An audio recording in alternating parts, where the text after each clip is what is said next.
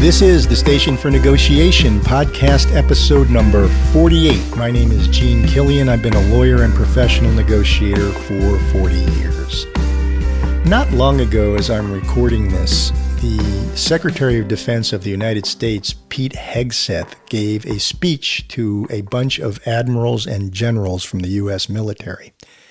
And in this speech, he had behind him a gigantic American flag. And the imagery, in my view anyway, was clearly meant to recall the 1970 film Patton, in which at the beginning of the movie, George C. Scott, playing George Patton, gives a speech, a motivational speech, let's put it that way, on a stage with a giant American flag behind him.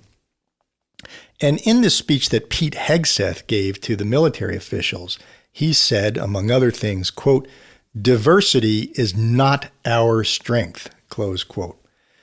And here's what Hegseth said in his book, The War on Warriors. He wrote, "The military cannot be organized like a Harvard fraternity, catering to ever more obscure constituencies. Our key constituency is normal men, looking to be heroes and not victims. Ordinary men willing to be extraordinary or die trying for God, country, and their brothers. We aren't a collection of aggrieved tribes. Equality is our bedrock, lethality our trademark. There is no black and white in our ranks. We are all green. Our strength is not in our diversity, but in our unity and in our love for each other, our families, and most of all, our nation. We have standards and we enforce them with consequences," close quote. And these expressions from the book are the types of things he said during this speech to the admirals and generals. And I thought it was ironic when I saw the speech that he gave the speech in front of that huge American flag that called to mind the movie Patton, because I'm not sure that George Patton would agree with the concept that diversity is not our strength. George Patton is an interesting guy. I mean, he was dyslexic, but a voracious reader. He trained himself to read, and he insisted on having people around him who did not agree with him. In fact, there's a famous story that, and I think I referred to it during one of our prior episodes, where George Patton was in a staff meeting and everybody was giving him yeses. He would make a proposal and everybody would say, "Yes, that's great, wonderful, beautiful," nod their heads. And he got aggravated. And at one point he said, "Listen, I'm going out for a walk. And when I come back, there better be some disagreement in this room, because if everyone is thinking alike, then someone isn't thinking," close quote. And so Patton wanted people to disagree with him so he could see the fallacies in whatever option he was considering. He didn't want a lack of diversity of thought. And in fact, if you look at George Patton's background, he often decorated African-American soldiers. He gave speeches to African-American soldiers at a time when the U.S. Army was segregated. So this is a guy who wanted information from any source he could get it from. And I'll give you another historical figure who would not agree with the pronouncement that diversity is not our strength, and that would be Abraham Lincoln, 16th president. In my view, the greatest president the country's ever had.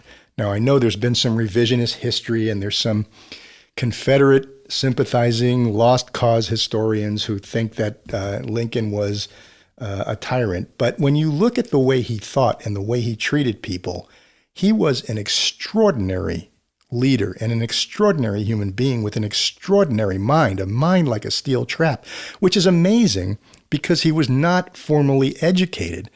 This guy really was from the backwaters of Kentucky and Indiana and Illinois. He did not have the privilege of going to college back then as many of his political rivals did. But he had a lawyer's mind. He was self-trained, a voracious reader. And I often say it, but all great leaders are readers. He could see multiple sides of every issue. He was never wed to one side. He was always looking to expose the flaws in his own arguments. For years, I judged the high school moot court championships in New Jersey. And I always found the process interesting because, there would be two teams from different high schools competing, and it would be a mock trial. But the kids didn't know which side of the trial they had to argue until they got to the conference center and drew straws. So they had to be ready to argue either side with equal fervor and energy when they got to the competition. And they didn't know till the last second which side they were going to have to argue. And I always thought that was brilliant. Because if there's one thing about negotiation, it is you're not prepared unless you can make the other side's argument better than they can. And that's something that Lincoln really thrived on. And when you look at his background, which is amazing, when he was elected in 1860, he put together his cabinet out of his political enemies. And yet he somehow turned it into one of the most effective leadership teams in American history. Most of us, a lot of us, spend our careers and our lives trying to avoid conflict. Lincoln invited it and relished it, and that might be why he succeeded where others failed. And so I want to talk to you today about his team of rivals. And I'm going to take some of the stories from a magnificent book, just a magnificent book, which is Doris Kearns Goodwin's best-selling book from 2005, Team of Rivals, The Political Genius of Abraham Lincoln. Great historians, great historical writers really bring historical figures back to life. You feel like you're in the room with them and really getting into their heads. You learn how they think. You can see how they lived. This book, Team of Rivals, really gives you an idea of Abraham Lincoln, the person, and the people around him. William Seward from New York, Salmon Chase from Ohio, Edward Bates from Missouri. His chief rivals, how they thought, how they lived their lives, what their family lives were like. It's just an amazing book.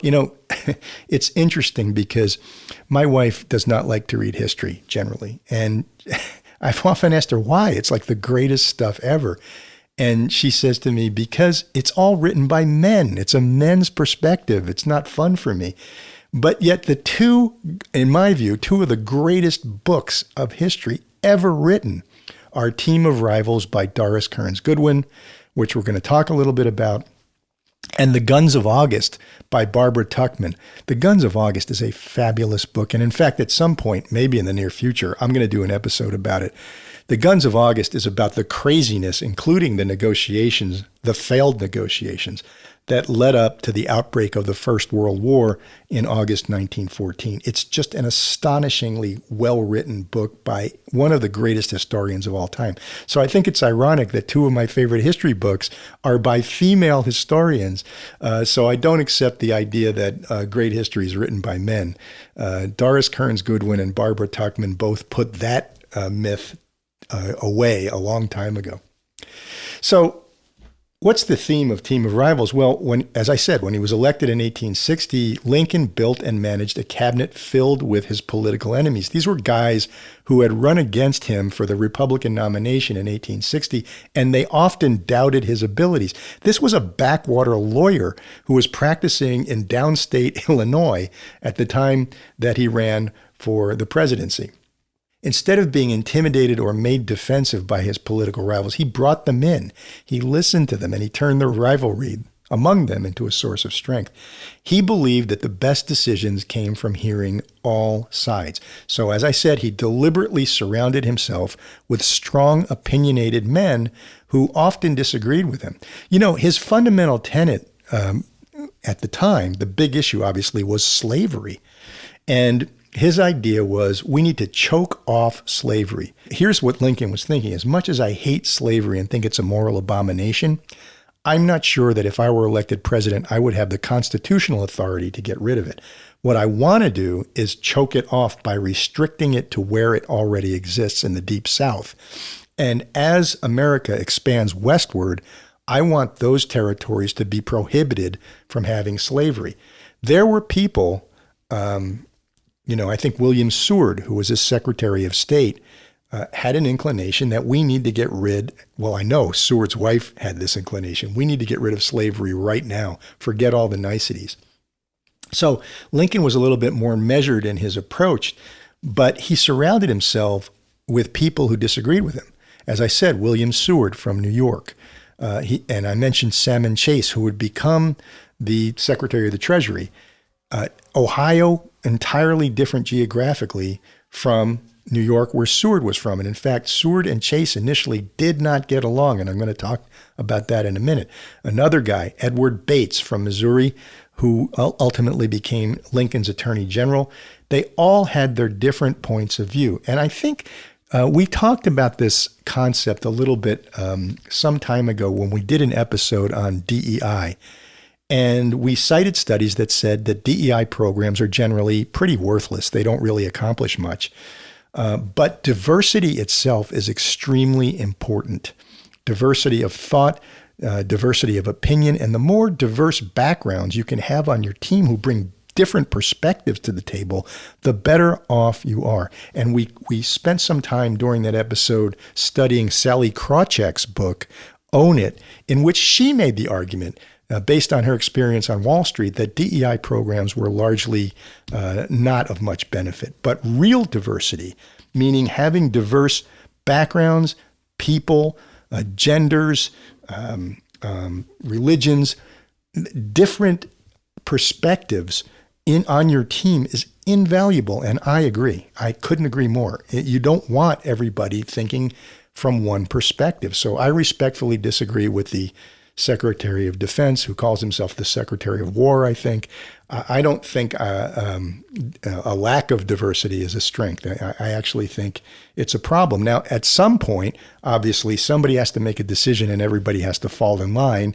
And at that point, there comes a point where the diverse opinions have to cease and everybody has to commit themselves to the goal. But in the process leading up to that, the more divergent opinion and point of view and information you can get, the better off you are. And I think the main lesson is that a confident leader doesn't need to be the smartest person in the room. He or she just needs to be the one who can bring smart, competing people with different points of view together around a shared goal after carefully listening to and respecting their opinions. Now, I want to talk to you briefly about Lincoln and how he selected a part of the cabinet. And I want to talk to you about the rivalry between William Seward and Salmon Chase, both of whom were much better formally educated than Lincoln, and both of whom thought they should have been president.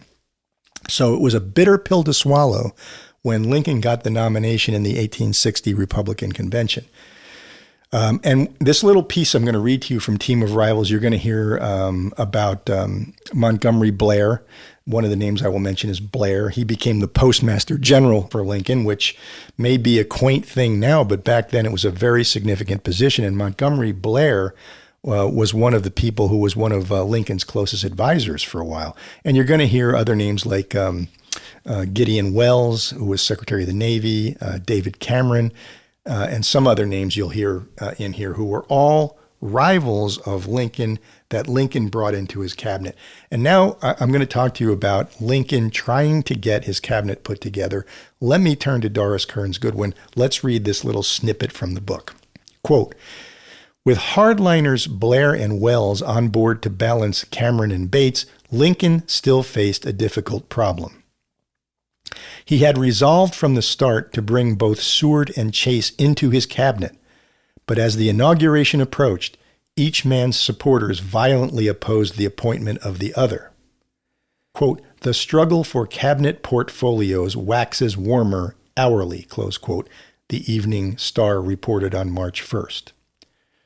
Seward's delegation met with Lincoln on March 2nd, claiming that Chase would make the cabinet untenable for Seward.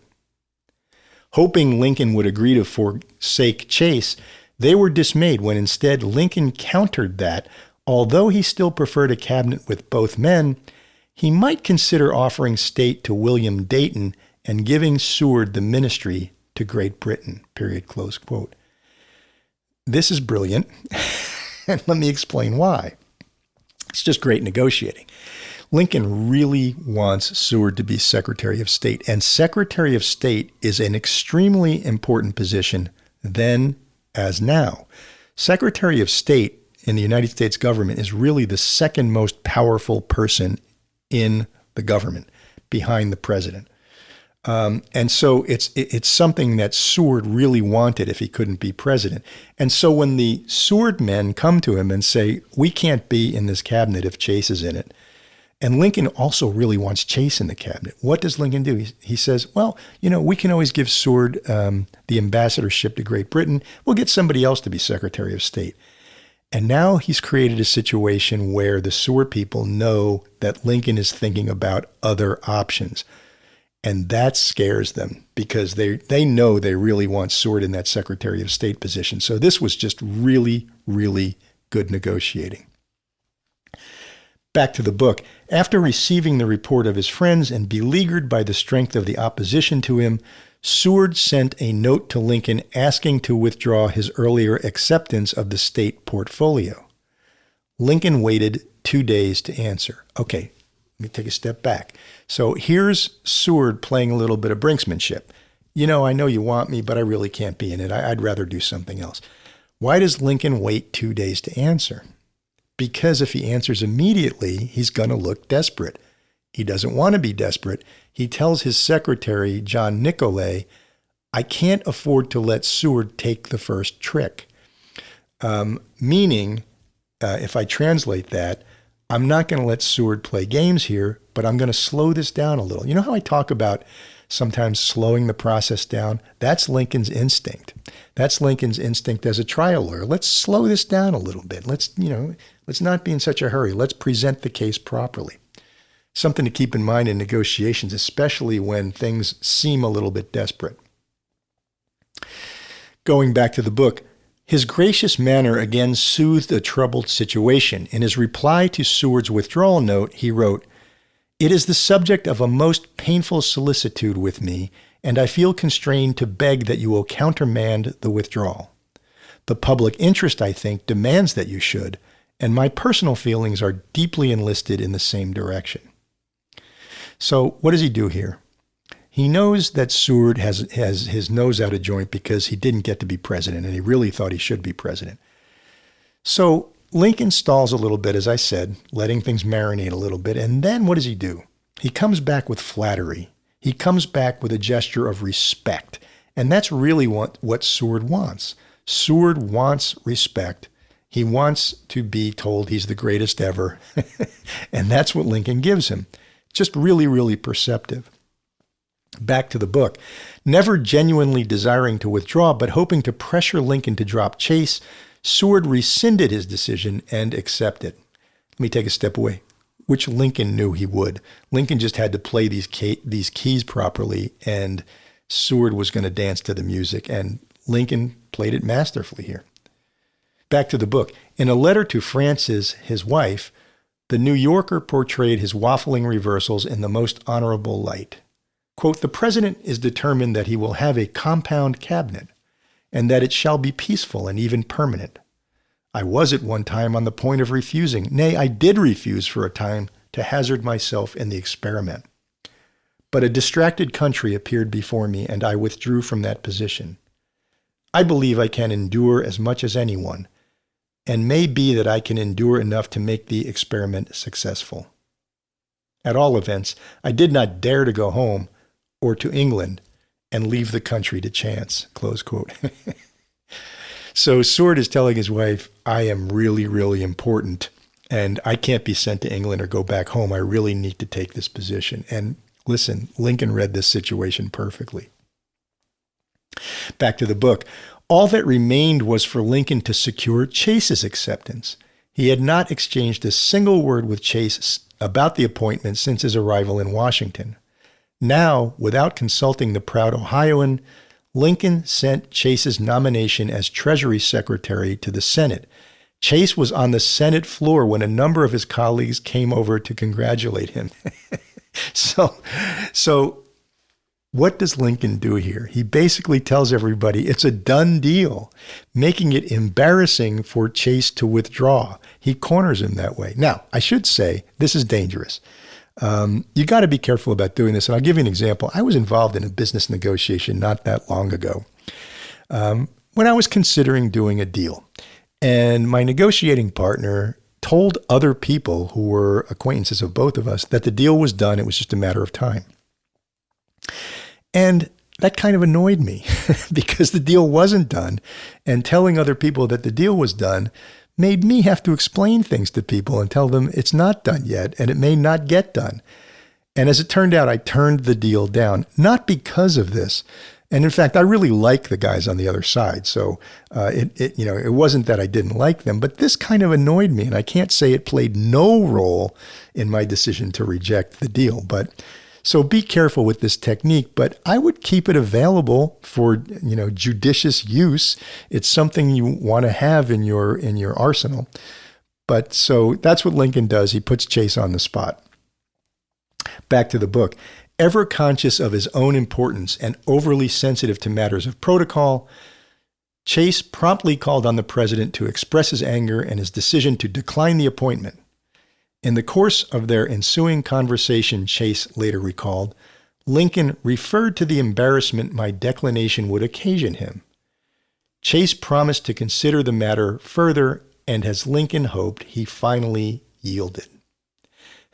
So Chase goes to say, hey, I'm annoyed that you did this without my permission. And Lincoln was like, oh, my bad. I thought we had a done deal, and it would be really embarrassing if you decline now. So Chase takes a step back and says, I'll think about it. And then he says yes. Back to the book. In the end, Lincoln had unerringly read the character of Chase and slyly called Seward's bluff.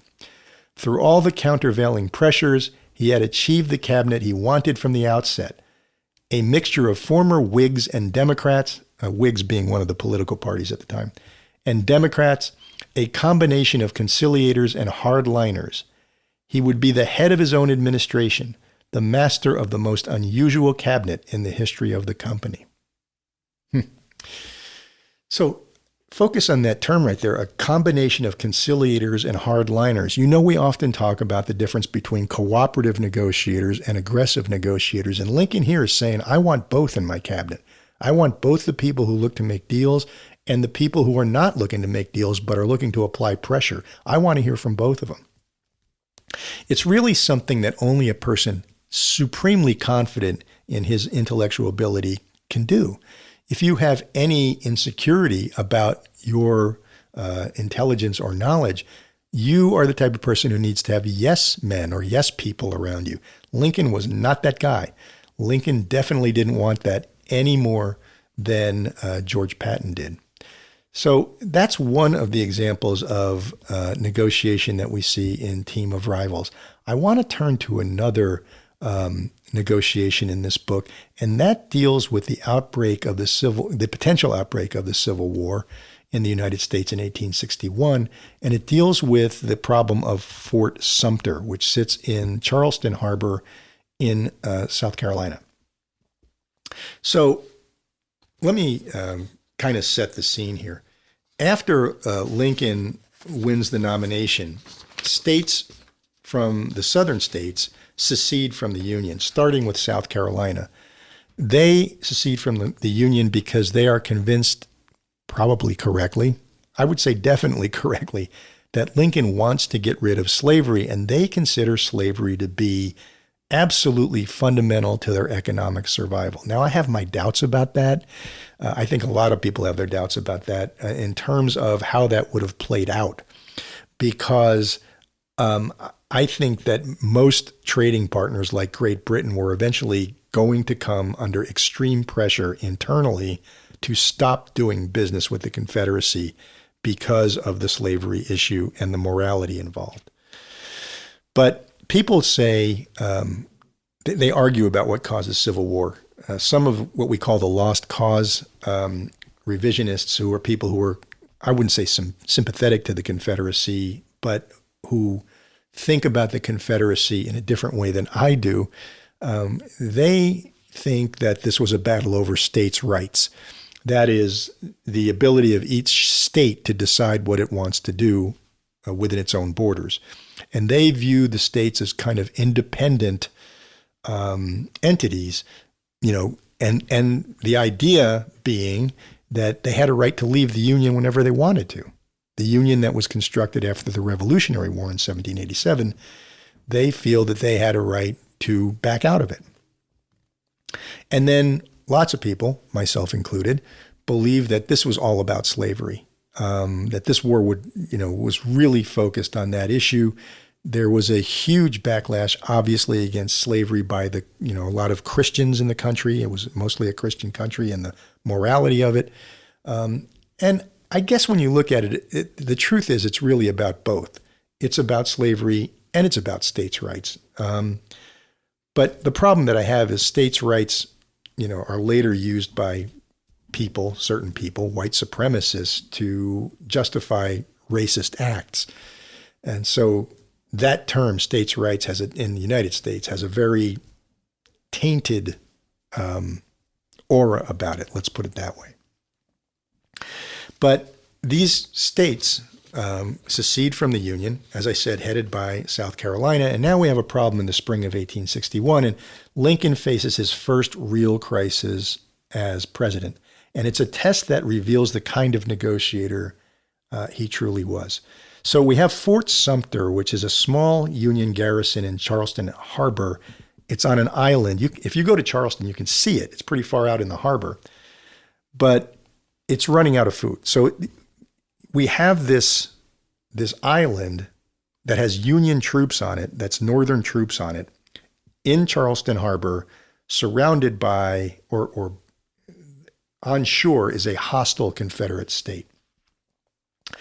And they're running out of food. Confederate troops have basically surrounded the island. And if Lincoln sends reinforcements at this point, he might start a war, which he's trying to avoid. If he does nothing, though, the Union is going to appear weak and risk losing the loyalty of key border states like Maryland and Kentucky, which he really wants to keep from joining the Confederacy. And ultimately, he's successful in that endeavor. So his cabinet, the team of rivals, is split on what do we do.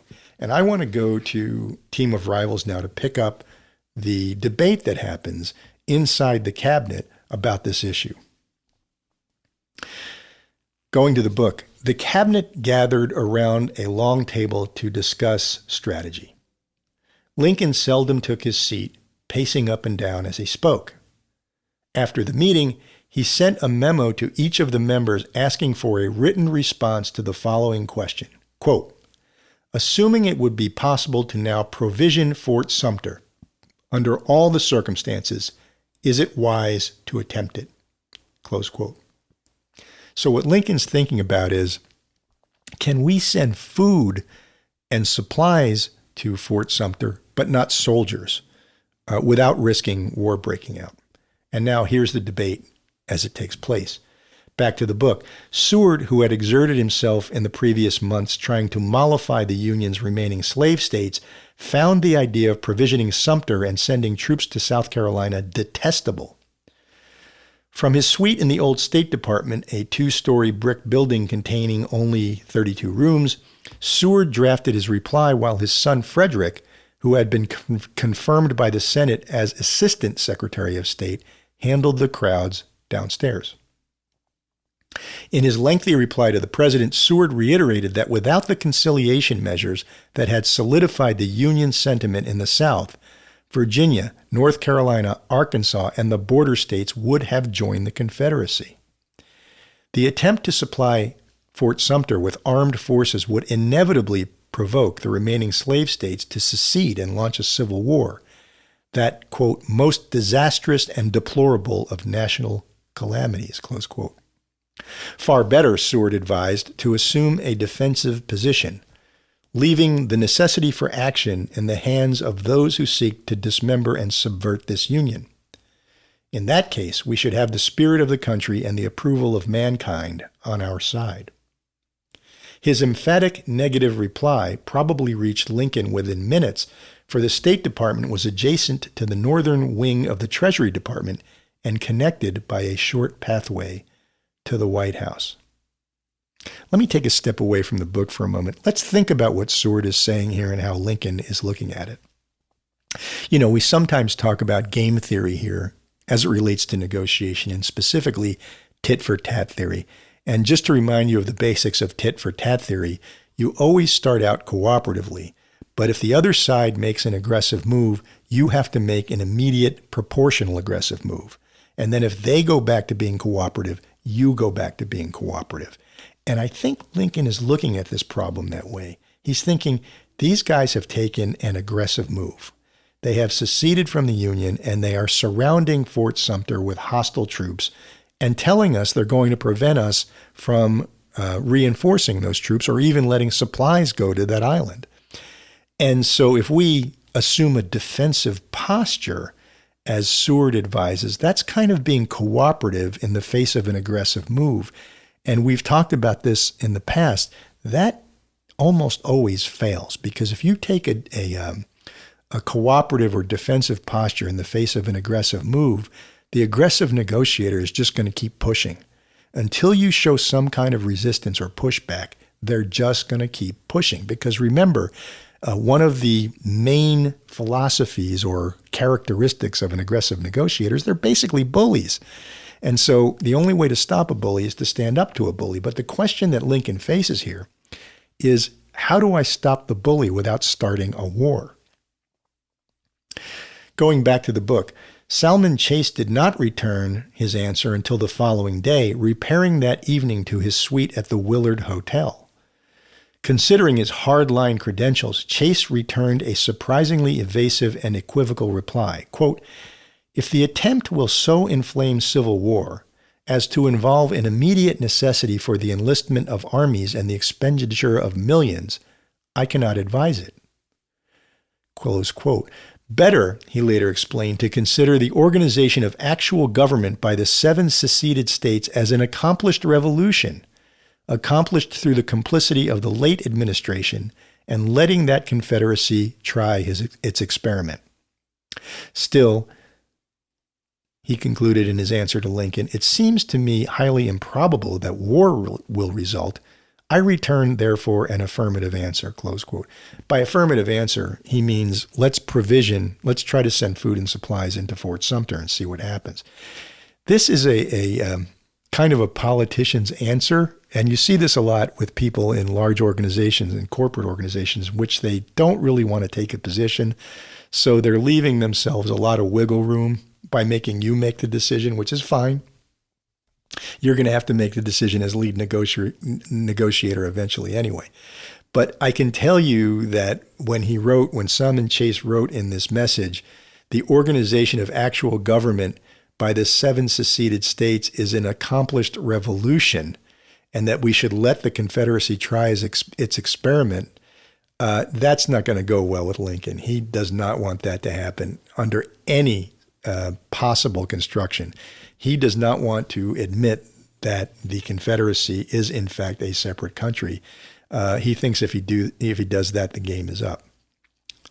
Back to the book. Every other cabinet officer, save Montgomery Blair, rejected the possibility of sustaining Fort Sumter.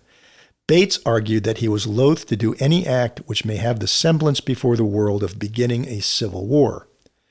Cameron contended that even if Fox's plan should succeed, which he considered doubtful, the surrender of the fort would remain an inevitable necessity. Thus, the sooner it is done, the better. Wells, writing from his second-floor suite in the Navy Department on 17th Street, reasoned that since the impression has gone abroad that Sumter is to be evacuated and the shock caused by that announcement has done its work, it would only cause further damage to follow a course that would provoke hostilities. And if it did not succeed, failure would be attended with untold disaster. In like fashion, Interior Secretary Caleb Smith concluded that while the plan might succeed, it would not be wise under all the circumstances. Only Montgomery Blair delivered an unconditional yes, arguing that every new conquest made by the rebels strengthens their hands at home and their claim to recognition as an independent people abroad. So long as the rebels could claim that the Northern men are deficient in the courage necessary to maintain the government, the secession movement would continue. And let me take a step back. This goes straight to tit for tat theory. This goes straight to game theory. Montgomery Blair recognizes that you have to push back at some level. We don't have to push back by starting a shooting war, but we have to show our resolve. They've made an aggressive move. We need to make a proportionately aggressive move, and then the next move is up to them. If they decide to cooperate, we go back to cooperation. And Lincoln instinctively knew that this is what he wanted to do. He wanted to hear these other arguments to see if they could poke holes in his argument. But his thought process is this, this game theory. You cannot behave defensively in the face of an aggressive move. Back to the book. Just as President Jackson stopped an attempted secession of South Carolina in 1833 by making it clear that punishment would follow, so Lincoln must now take measures which will inspire respect for the power of the government and the firmness of those who administer it. In the end, 5 cabinet members strongly opposed the resupply and reinforcement of Sumter. 1 remained ambiguous. 1 was in favor. So what is Lincoln going to do now? He's heard them out. In his mind, his instinct is telling him, we got to push back. But he's got several cabinet members who are arguing pretty vehemently for not pushing back. And so this is how it comes down. Lincoln reframes the problem. What if we can assert federal authority without firing the first shot? And so ultimately, he orders a ship to carry only food and provisions, no weapons. And he publicly notifies South Carolina's governor that this is a humanitarian mission. His thinking is, if the Confederates allow the resupply, then the Union will keep the fort peacefully. If the Confederates fire, then the Confederates will be seen as the aggressors worldwide.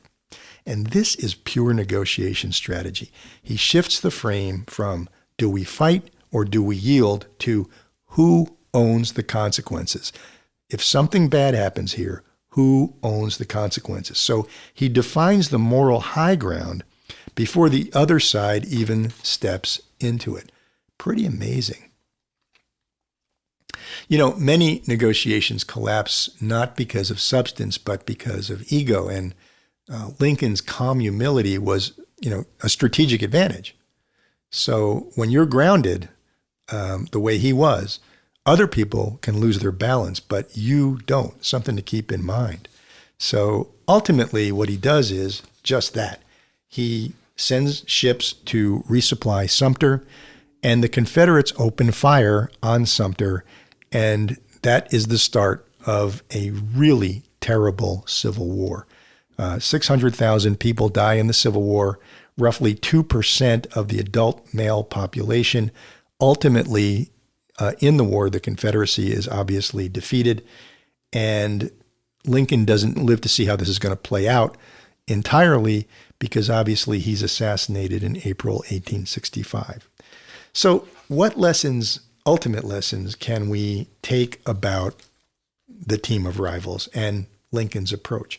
Well, one thing I want to think about before we conclude the episode is remember how he started the debate? He started the debate by asking everyone an open-ended question. Assuming that it's possible to provision Fort Sumter, is it wise to attempt it? He doesn't build anything. It's not a leading question. He doesn't build any assumptions into it. He's asking each of the cabinet members to give their views. And that shows them respect, and it opens them up to give legitimate answers. This is the way I'm looking at this. And that's what you should be trying to do in your negotiations. Ask open-ended questions. What Chris Voss calls calibrated questions, to try to get information, as much information as you can get. And then you start to ask questions to position things in your favor to get the negotiation to move down the track you want it to. Ultimately, though, Lincoln's team of rivals is not about consensus. He's not looking for consensus. He's looking for synthesis. He takes clashing personalities and clashing points of view, and he turns them into complementary strengths. And I think he proved that disagreement, when you handle it with humility and empathy, can produce wiser outcomes than unanimity ever could. And by the way, in negotiation, as I said, this principle applies. When you can hold conflicting viewpoints in the same room without letting them tear you apart, you make better decisions. So, let me put it this way at the end. A strong negotiator wins arguments, but a great negotiator builds coalitions. And that's what Lincoln was all about. And that's all I have for you right now on the Station for Negotiation and on Team of Rivals. Folks, do yourself a favor. Get this book. If you haven't read it already, read it. It's a long read, but it really, really, really takes you into the room with Abraham Lincoln and helps you understand his thought process. It's well worth the research. And that's all I have for you today on the Station for Negotiation. So this is Gene Killian once again signing off and once again reminding you that negotiation is life. Hey, thanks for listening to the Station for Negotiation podcast. Until next time, you can keep up with us on social media at the following places. On X, formerly known as Twitter, it's at STN4Negotiation. That's at STN4Negotiation. On Facebook, you can hit us up at facebook.com/Station4Negotiation pod. That's facebook.com/Station4Negotiation pod. Over on Instagram, you can reach us at Station4Negotiation. Again, that's at Station4Negotiation. On LinkedIn, Station4Negotiation podcast. Again, that's Station4Negotiation podcast. Over on YouTube, we're at Station4Negotiation. That's at Station4Negotiation. If you want to shoot us an email, you can do that at Station4Negotiationpod@gmail.com. That's Station4Negotiationpod@gmail.com. So we'll see you next time on the Station for Negotiation podcast. And until then, remember, negotiation is life.